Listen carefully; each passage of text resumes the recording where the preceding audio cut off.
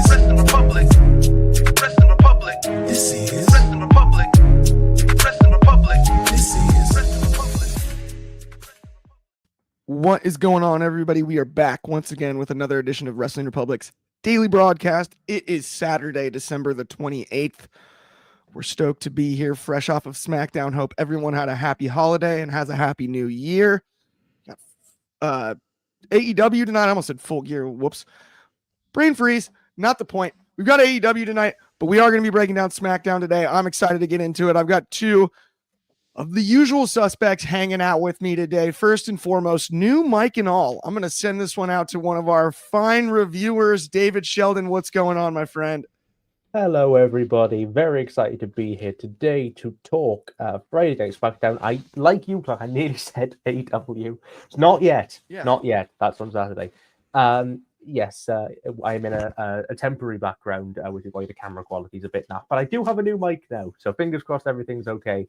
And the best bit of this whole setup, of course, is the little Dobby that is just over my shoulder. So. Dobby's here to review a good episode of SmackDown. What was it a good episode of? That's the worst impression I have ever done. The worst one. I've done some good ones. That was not one of them. We're gonna leave that one to die and move on. Hello. It was a valiant effort. My mom's digging it. I'll take that for sure. What's going on, Mom? And of course, up next for a second time this week, I'm stoked to have him back as usual. Our resident Disney expert, Mr. Jordy In The Bank. What's going on? That is me. Yeah, I'm happy to be known as that. Really, Ben threw me off last time we were on a show, and he asked me who I was going to put in a Disney film from WWE. So I'm glad you've not thrown me off with that.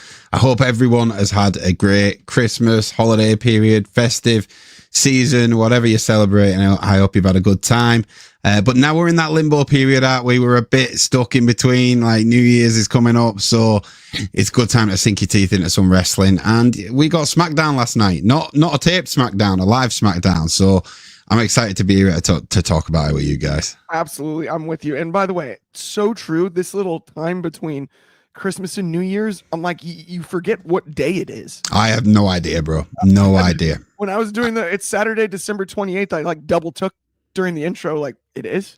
I just go by day until like the 2nd, and then I start to pick up what day we are on again. But I know tomorrow's the 29th. I know certain dates in this period. I just don't know which day they are. 100%. I'm with you. We got Bobby Petito in the comments too with what's up, guys. What's going on, Bobby? Hope you had a great holiday. We've also got our very own Drizzy Martin with Hey. What's good, big Driz? Yes, we are in limbo. No doubt about it, Driz. It's just, it's always an odd time of year. Like you have unboxing day, the 26th, and then I just feel like I lose track of time, then look up and I'm like, oh, it's New Year's Eve. That happened quickly. Either way though, speaking of things that happen quickly, a Money in the Bank cash-in can happen pretty quickly, and Tiffany Stratton's starting to tease them more and more often, and I'm all for it. I liked how it was early in her Money in the Bank run, teased that she could go after either title. There's the pairing with Nia Jax, the friendship aspect going on. It does seem like it's getting closer and it's starting to feel like that briefcase, it's about time, right? It just, you get that feeling in your gut where you're like, she's going to actually cash it in one of these days here. It obviously was not last night, but Jordy, I'm going to start with you. You got any predictions on when Tiffy cashes in the Money in the Bank? Because we know she wants a title. Now, listen, I am probably not the guy to come to when it comes to predicting a Tiffy cash-in, because if you go back, I'm pretty sure before every PLE, ever since she won the briefcase, I think even at Money in the Bank, I predicted that Tiffy was going to win and cash in. So I've been wrong every single time, which obviously is why she's still got it. It's coming soon. It has to be a big deal, right? It could, no, because it's not Raw on Netflix, couldn't be the option. It could be the Rumble. And like you, I am excited for it. I think Nia's had a strong reign. The only thing which has been the kind of, I don't know, double-edged sword in a sense, is because what kept it exciting in a way is that Tiffy and her have been friends and Tiffy's had the briefcase. So we know at some point she's going to pull the trigger on that, surely. And that, like I say, that's why it's a double-edged sword. it's been kind of the best and worst thing, because everything about Nia's reign to me, it's like I can't think of it without thinking of Tiffy being there ready to win. It's like the big moments have been when I've thought Tiffy was about to cash in and betray her and she's not done. And it's like it's almost been overshadowed by it slightly, I guess. But nonetheless, it's been a solid reign. I'm predicting the Rumble. That I can't see it happening before then, but maybe it will. It does seem like the Rumble's a logical time, especially because if you stretch it too close to Money in the Bank, right? That it's only 1 year that runs out, right? And Money in the Bank comes up quicker than we all realize after Mania, right? So if we get past the Rumble, the Rumble. What about something to be doing it just in Tiffy time? Like, what if she does it just before we get round to the year? I don't know. That's not a terrible idea either.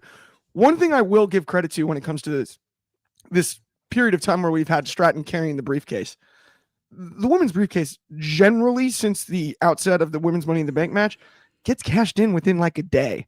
And I love that we've got custom briefcase. We've made it a part of her character. We've brought importance to it for the first time on the women's side, I think, since the beginning of the tournament, right? Where the briefcase is actually like it was initially when Money in the Bank started.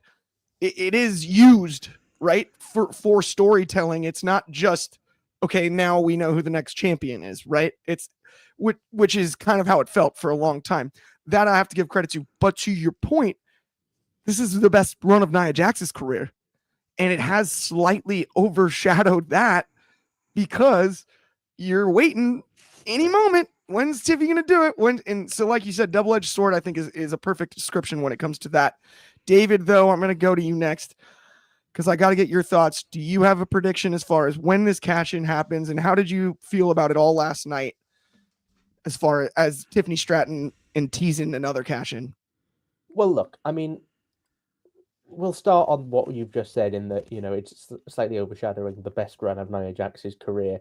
With respect to Nia, I don't think that's an especially high bar, and I think she's been pretty poor the second half of 2024. She started well, she started better, but I was watching some worst of the year lists and reading some worst of the year lists, and you kind of forget how many bad matches Nia's had this year. She has had some good ones, and I do think that she will have more good ones going into 2025. I have lost all interest, to be honest, in this story. I don't think it's doing a lot for Tiffany. I think the thing is, they're trying to, I think, by doing this every week, what they're trying to do is, I think they're trying to go somewhere between the Bayley story from last year and Sami Zayn. I think they're trying to do the heel to face turn with Bayley that they did with Bayley. And I also think they're trying to do that sort of underdog, but everyone sort of bullying thing to start with, that sort of got Sami sort of that relentless positivity that starts to wane away. I think Bayley's probably the better comparison then to Sami, but I just think it is, I suppose, working and getting Tiffany over as a face. I'm not particularly invested in Nia. I'm not particularly invested in Candice. I am invested in Tiffany because she's very good. But I do feel like we have done the same thing every week for about the last 4 months. What I do like is that they are starting to shift it into a genuinely babyface thing to do now. And they are really sort of imposing that transition. As to when the cash-in happens, I sort of just want them to get it over with now, but I also get that they are trying to save it for the right time. I think this week was solid development with that sort of admission from Tiffany that it is Nia's title that she's after. And I think that needs to then build into future weeks.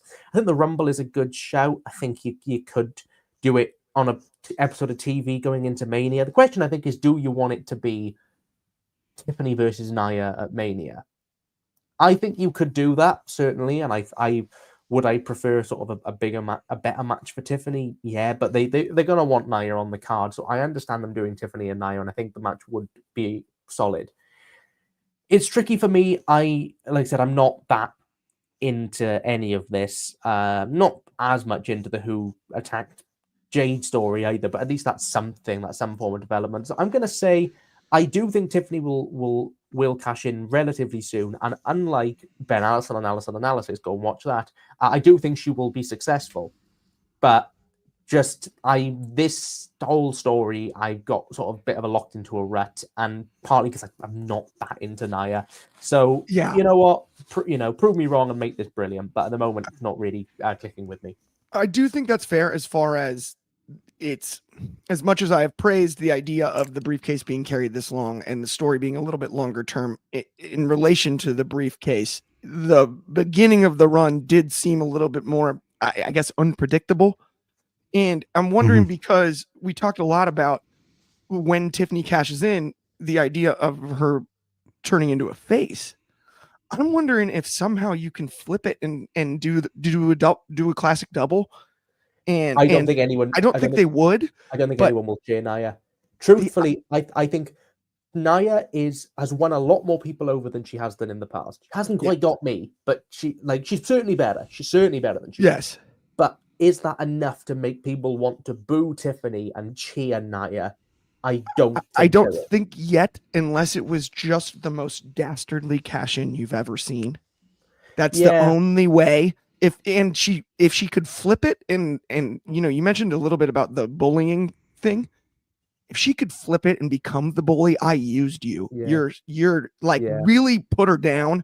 Yeah, I do think it's possible. It's just the only reason I even throw it out there, I'm kind of spitballing, right? But the only reason I even throw it out there is because it would provide some unpredictability and a stamp on the end of this storyline, right? That is true.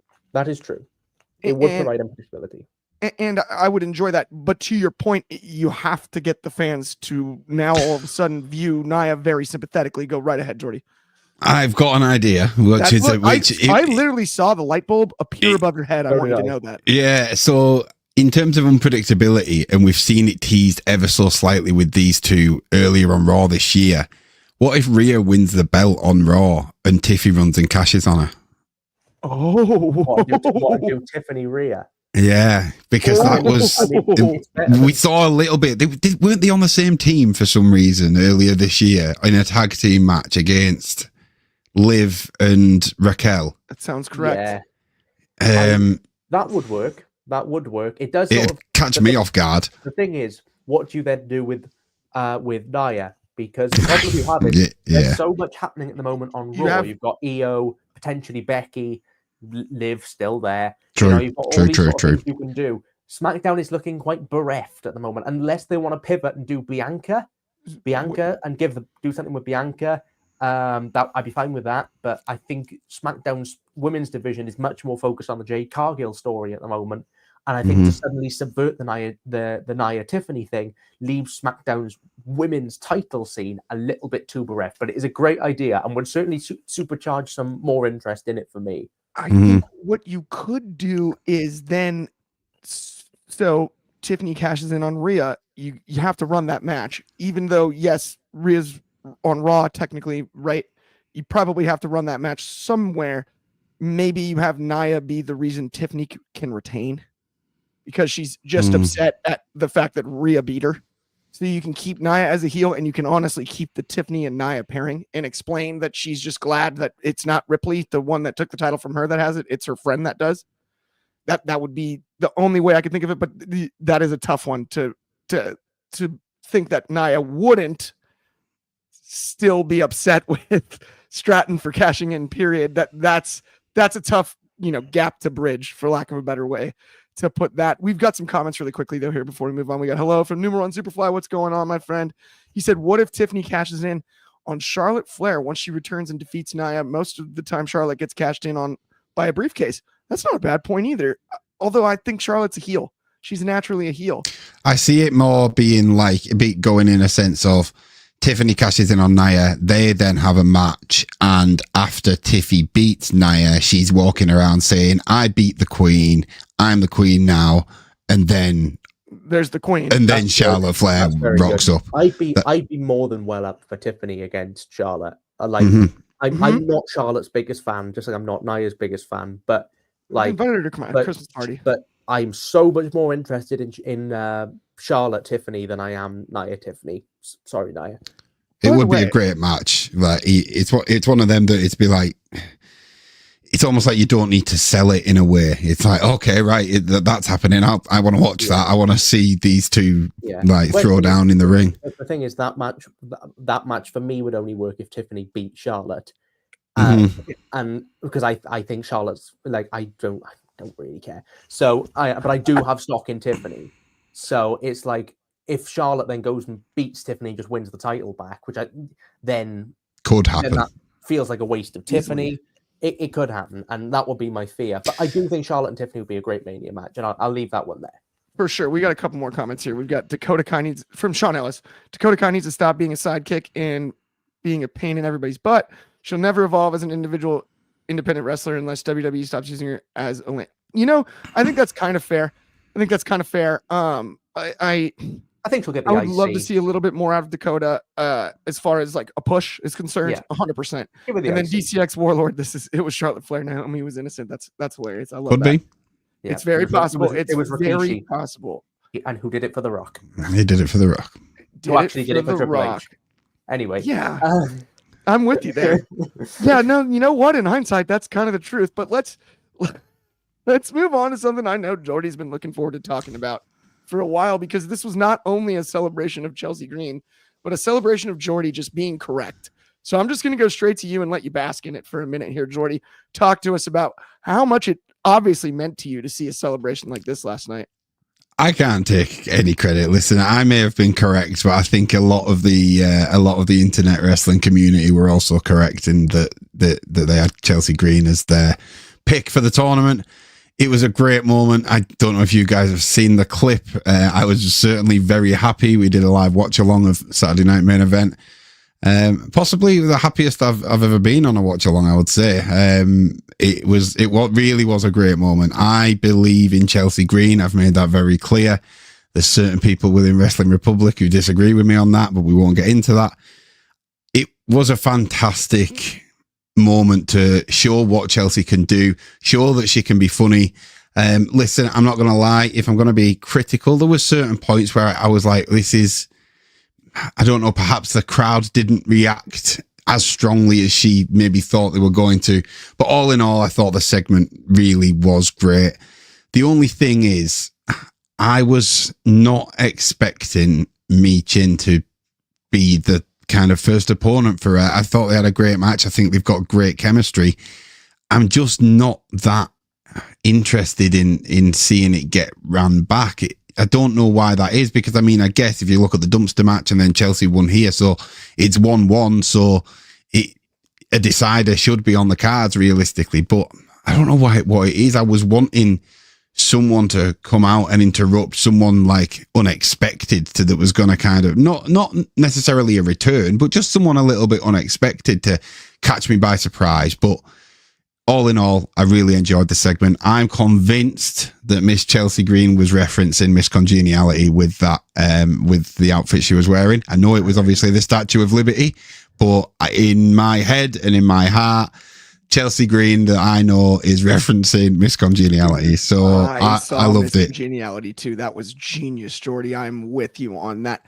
Can I interject? Go right ahead. Just very quickly. This is something that was discussed earlier on in the chat.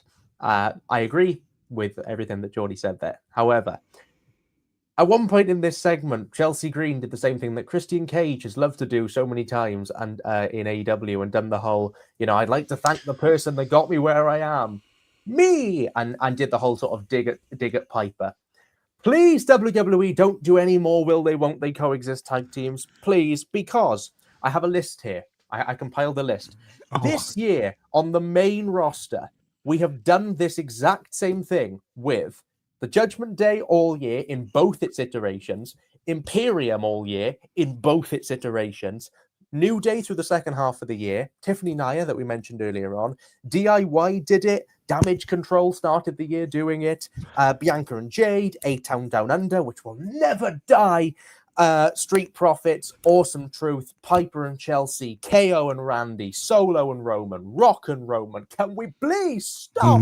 And it's just like, I get it. Sometimes some of those were great. I'm not saying they're all rubbish. New Day was fantastic. A-Town Down Under need to split, but to do it again with Piper and Chelsea, it's all they seem to know how to do with tag teams.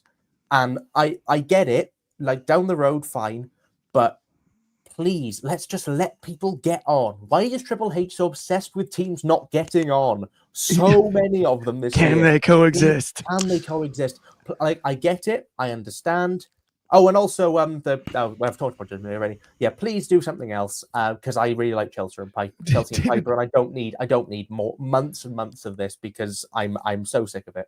You I may have think messed as yourself well- around there because I don't know if we can do another show together without a David's List segment. That was absolutely electric that you had that good of a list. I think in all fairness to Chelsea and Piper, if this is what annoyed me about it last night, David, and I'm completely with you. It was so in your face. It wasn't. Whereas I've been saying for a while now that it's kind of gone unnoticed that Piper did help Chelsea through the tournament and was there at and to help her through all the matches. But for Piper's match, Chelsea got chased out. Like, she literally saw trouble and went, nope, I'm out of here. Yeah. And that's gone unmentioned. And I thought, like, right, leave it unmentioned until, and then maybe do something else little. And then when Piper does turn, people who haven't been paying as much attention will be like, why is she, what's going on? And then Piper will explain it. And then it's like, okay, I like that because you're not throwing this. But as soon as she started walking over towards her saying to thank, I was like, I know exactly what she's going to do here. And it's annoying me already. She's like either going to thank herself or like her mum or her sister. She's like, it's never going to be Piper. It was irritating. That's where it's like, keep it low key almost. Like you said, like, yeah, Subtle. right? Like, keep it undercover until, subtle. Completely subtle would have been better. Because then you get people talking about it. You get people going, oh, she's going to turn on her. No, she's not. No, you're making it up. Like, you're looking too much into it. And it creates that little bit of buzz. And then when it does or doesn't happen, it's like, it's still something rather than, like, I kind of called it a pantomime in our group chat earlier because it is a little bit like, she's behind you, or like, I'm not going to turn on her. Oh, yes, you are. Like, it's a little bit like that. So, it is. Yeah. 100%. Yeah. All right. Well, let's keep it rolling here. Let's talk really quickly, my friends, about Demand Progress Plus. We know you're a wrestling fan if you're here. And if you haven't checked this out, please do. It's one of the best libraries you can absolutely find when it comes to professional wrestling classics. You can see some of your favorite stars where they cut their teeth. And the current product is off the charts. Every chapter just keeps getting better and better.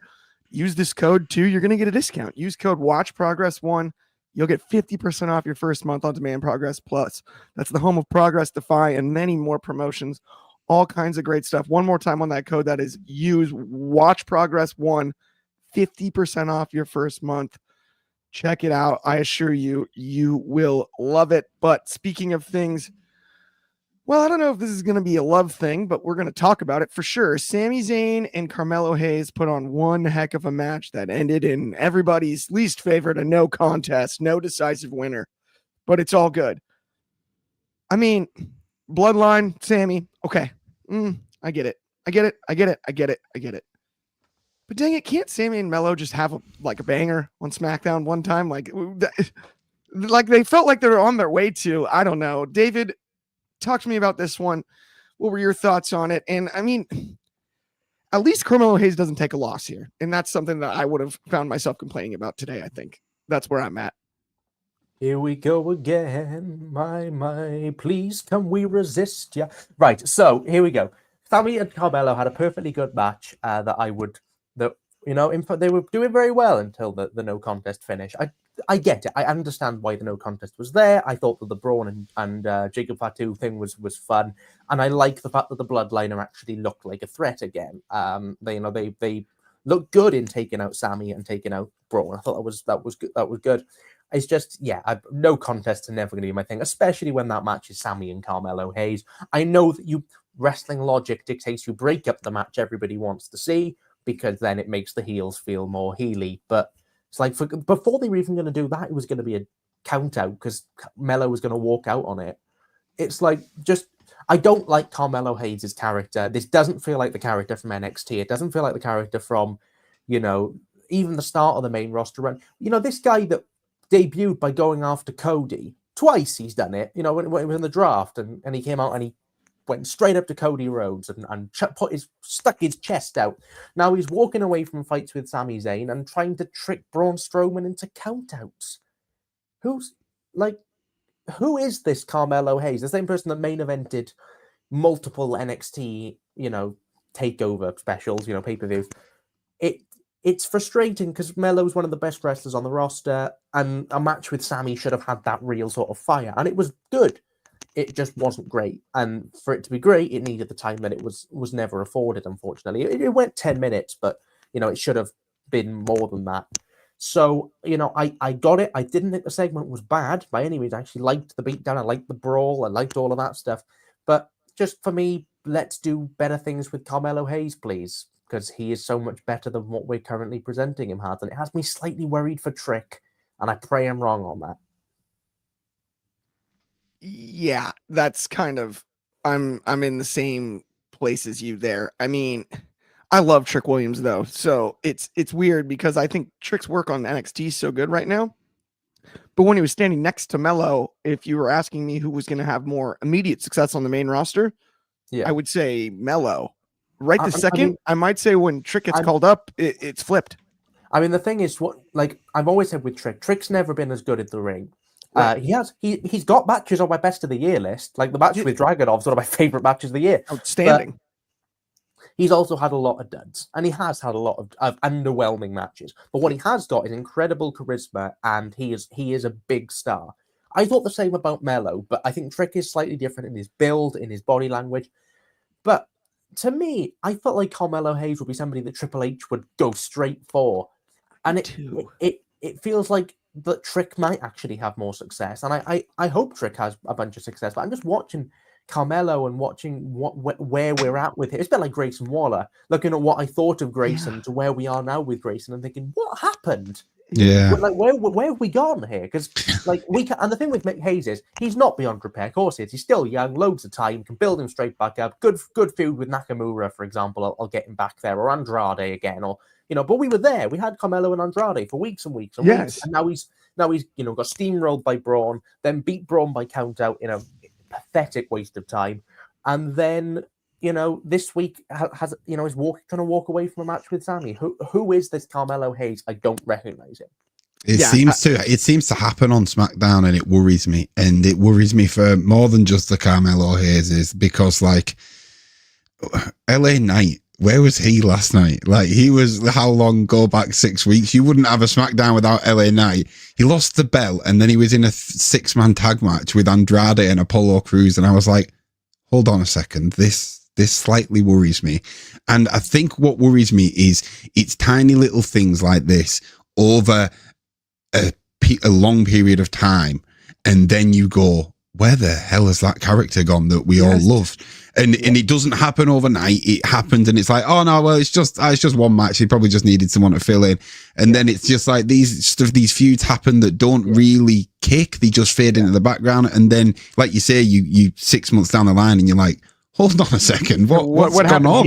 Yeah, we had the new heel Pete Dunne, who's now feuding in a comedy feud with R-Truth. Like I can't be doing with his gimmick being "Don't call me Butch." Yeah, like 2 to 3 months after he was battling Sheamus. It's like, whoa, come on, guys. Yeah. Where's Vinci? Although he was never really given a chance from the start. It's just lots of like you can't get over if you were never given a chance. So I'm a little bit like where are all these characters? They're just.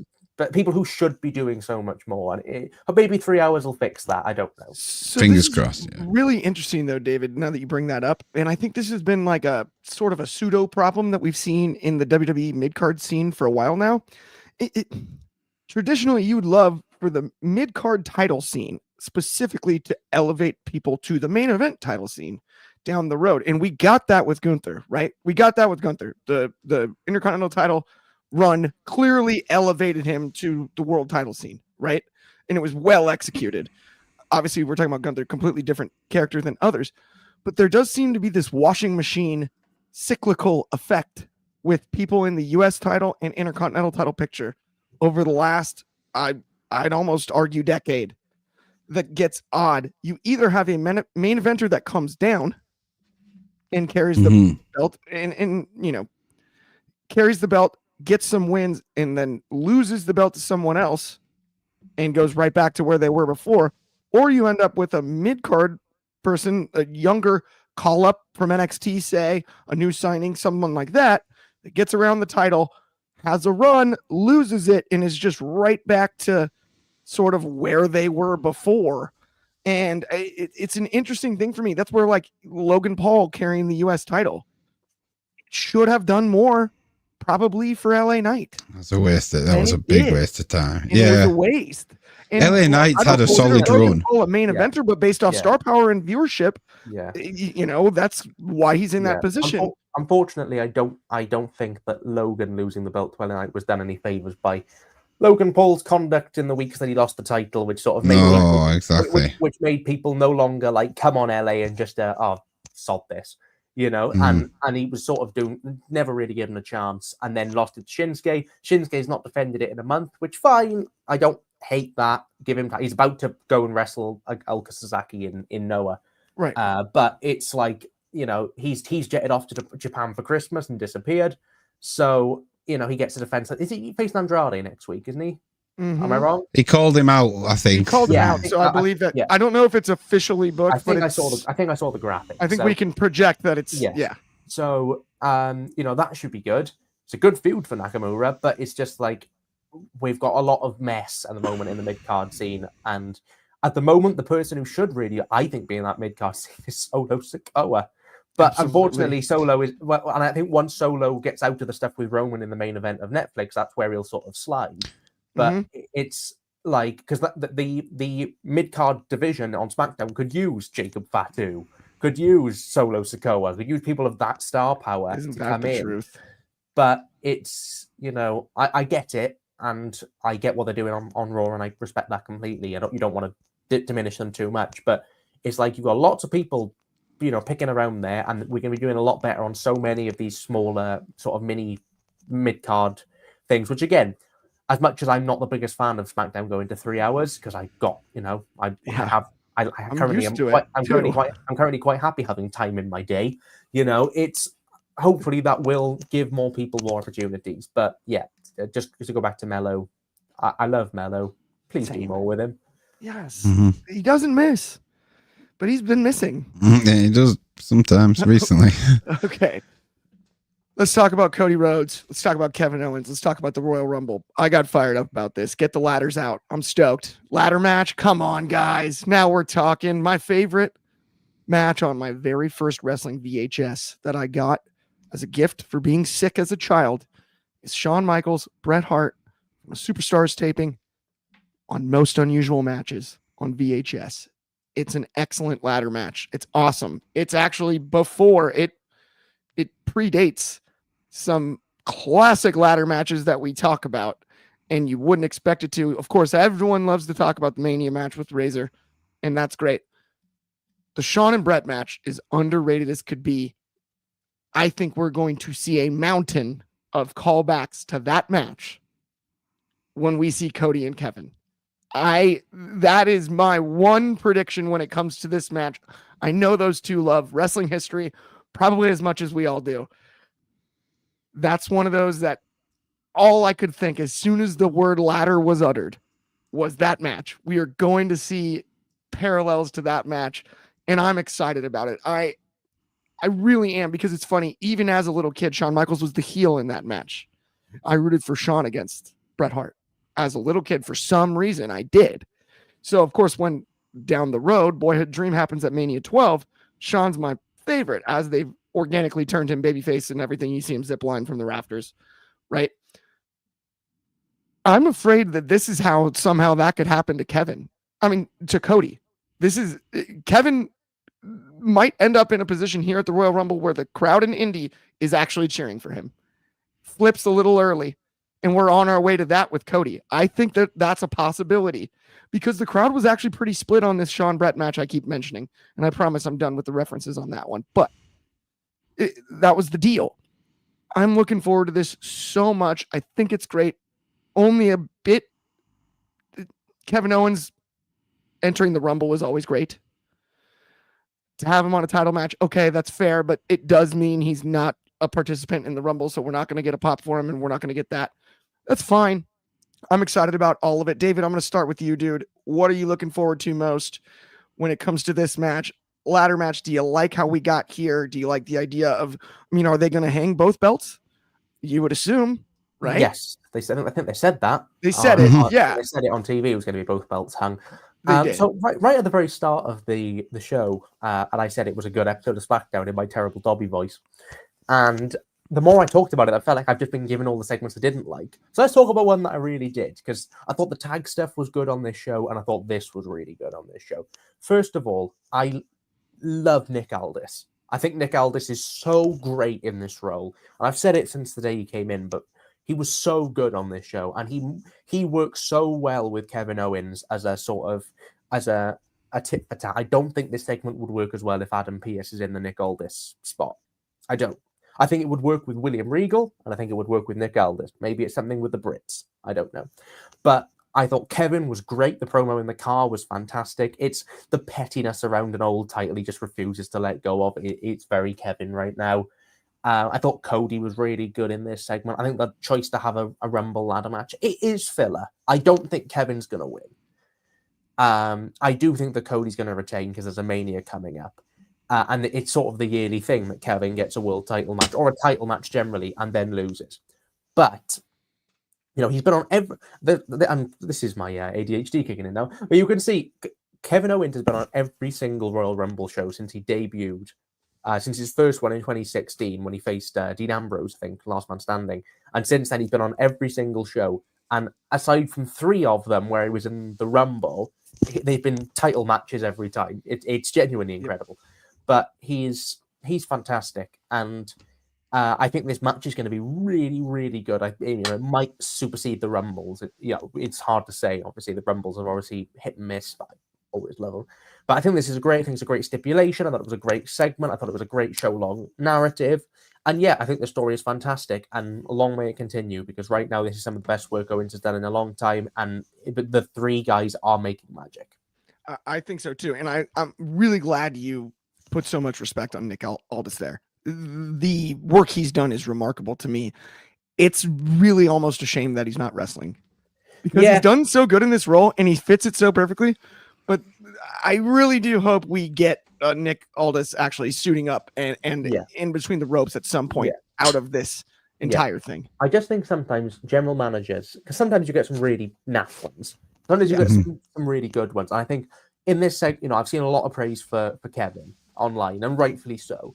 I've seen some praise for Cody, rightfully so. I think, the reason a general manager is there, they are an on-screen presence, is for segments like this. Yep. And the fact that Aldis has got that authority means that I respect him as a decision maker. I don't respect Adam Pearce. I'll be honest, I don't respect Ava Raine. Okay. Three truth, I don't. I don't believe that Ava Raine is actually running a wrestling show. I don't believe that Adam Pearce is running a wrestling show. I don't think he could run a bar. Run a bath. Sorry, not run a bar. No, running a bar requires run a bars. They're both difficult. Running a bar is what I meant to say. But Nick Aldis, I believe, is running that show, and I believe he has the respect of the people around him, even the people who don't say it. So I wanted to give that praise, because I think he is the best. He's the best general manager working in professional wrestling as of today. If Regal comes back, that might change, but for now, he is the best. Full disclosure, I would be in complete agreement. But Jordy, I've got to, of course, ask you about this one. We got Cody and Kevin at the Rumble in a ladder match. Who picks up the win? How do you think this goes? And how did you like the segment last night, introducing the big ladder match? It was a great segment. It was one of my favorite parts of the show, I would say. I liked the Cody pop, because obviously it wasn't really announced that he was going to be there. So it's the first time we've seen him since he took the pile driver, right? I might be wrong about that, but I think it is. And that is correct, on TV at least. Yeah. So it was great to see him back. I'm a sucker for a ladder match, so it's music to my ears, and I have no doubt that these two can put on a hell of a show. I think that the outcome of it probably will be Cody winning. But with it being Kevin Owens, I don't know why. There's always something when Kevin Owens is in a match, and even when I'm pretty sure 99%, there's always that 1% of me that has that bit of doubt. Kevin Owens is brilliant. I think his character at putting that bit of doubt into your mind, because you kind of think that he will go to any stretch that he needs to win that. Like, when he said ladder match straight away, one of the first things that I thought was like, he's not going to pile drive a Cody off a ladder, is he?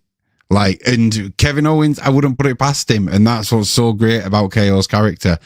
So they're the little things of doubt where I start to wonder, like, oh, you know what? There is a small possibility. There's a world where Kevin Owens could win this. And to see Cody potentially, obviously, spiral after that and see how he deals with losing not just his title, but genuinely losing the Winged Eagle, the title that he holds so dear and that means so much to him. It could be the start of a villain arc. So 50-50, not 50-50, 90-10 Cody, I would say. I like that. Yeah, we got Shawn Ellis with Kevin Owens is going to win at the Rumble and Cody is going to turn heel. I mean, could be. I don't. Yeah, could be. I think I'm wondering. You have the most genuinely over babyface WWE have had in about like earnest babyface, the best one they've had since Bret Hart. Don't lose it. Is there a scenario though where ready? They each grab one belt? Probably. Is that possible? Oh yeah, probably. I really hope they don't do that. But if Kevin gets the longer. Winged Eagle and Cody or what if Kevin gets the title and Cody gets the Winged Eagle? Right? I don't even know. Yeah. I don't know. And like you said, the package pile driver. I gotta say one thing too before because we are running low on time here, but I think ladder matches are my favorite stipulation because even in one that feels predictable like this, like you even said, 90-10, which is generous, right? On it's 90-10, Cody retains. And David, to your point about you got this revolutionary baby face, right? For all this time, it seems a little. But because it's a ladder match, the unpredictability is still there. I think it's my favorite of all of the stipulation matches. Well, the fact that you have a ladder match guarantees at the very least it ups the excitement for the quality of the match itself. Because you very rarely see a bad ladder match. I've seen plenty. They exist. They exist. But the likelihood of a good time in a paraphrased version of Scott Steiner, drastic go up. When you introduce that ladder stipulation, and I think that it's going to be a really, really good match. And for the Rumble, in which you can afford, right? My last year's Rumble match was a 4-way, quite a really boring 4-way. Yes. Which I remember me and Kobe screaming about because we disagreed. Or it was me and Ben, one of us. But it was. I actually think it was 4-way. Kobe because I remember that conversation. Yeah, it was a boring 4-way. But this year, you've got a ladder match. Fairly standard who's going to win it, but like Roman and KO in their last man standing match, it's going to be a fun plunder, and that is all I think you want. And I do think this is a perfect choice for the Rumble. I do too. Okay, Shawn Ellis, one more really quickly. He said if Kevin Owens loses, he's going to leave WWE and show up at an AEW live show. And he said, Clark, what do you think of this? I don't think that is in the cards because I believe, and I'm not 100% sure, I don't know for a fact, but I do believe he actually did re-sign an extension deal-wise. I believe he is currently and for the foreseeable future under contract with the WWE. I don't know that for a fact. It's all rumor-based, but that is the impression that I'm under given the current run that he's on. But with that, I will say that brings us to the end of the show. It's been a blast as always. Thank you so much for tuning in. If you haven't already liked and subscribed, please do. It helps us out immensely. On behalf of me, Clark, Jordy, and David, have an excellent Saturday. Enjoy all the wrestling this weekend. Check us out again tomorrow, same time, same place. It'll be Sunday Fun Day. That's noon Pacific. That's, of course, 3 o'clock in the East. That's 8 in the UK and 9 a.m. for my friends in Hawaii. Have an excellent day, and we will talk to y'all soon. Thank you so much.